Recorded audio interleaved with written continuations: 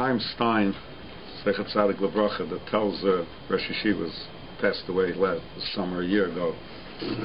He was in Siberia, and he was about 26, 27. He had a group of Talmidim of Tells with him, and they all stuck together, and they were on a train on Hanuka.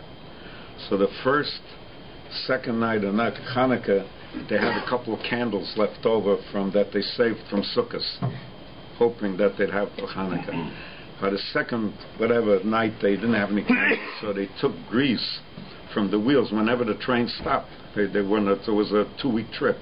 They were from Siberia, they went to Asia Minor, to Samarkand. They wanted to get to a warmer climate.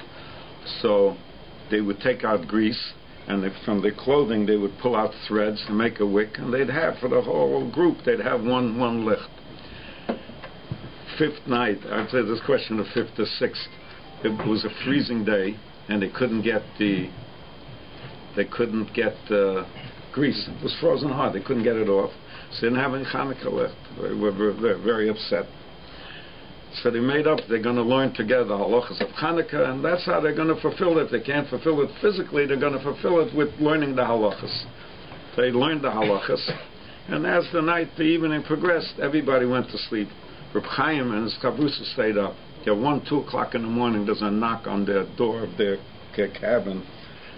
It's a huge Russian standing there. He says, "Do you want to buy candles?" That's a crazy thing. If anybody got on one of those trains, they sold food. Right? Like on a rest stop on a train, they sell food, don't sell candles.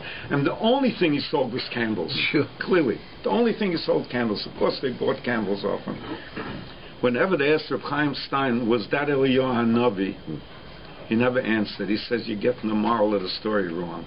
That it's irrelevant if it was Eli. He didn't say it wasn't, incidentally. He didn't say it's irrelevant if it was Eliyahu Hanavi or not. That's not the moral of the story. The moral of the story is that if you want to do a mitzvah bad enough, the Rebbeinu Shalom will avail you of doing it. That's what you got to learn from this story.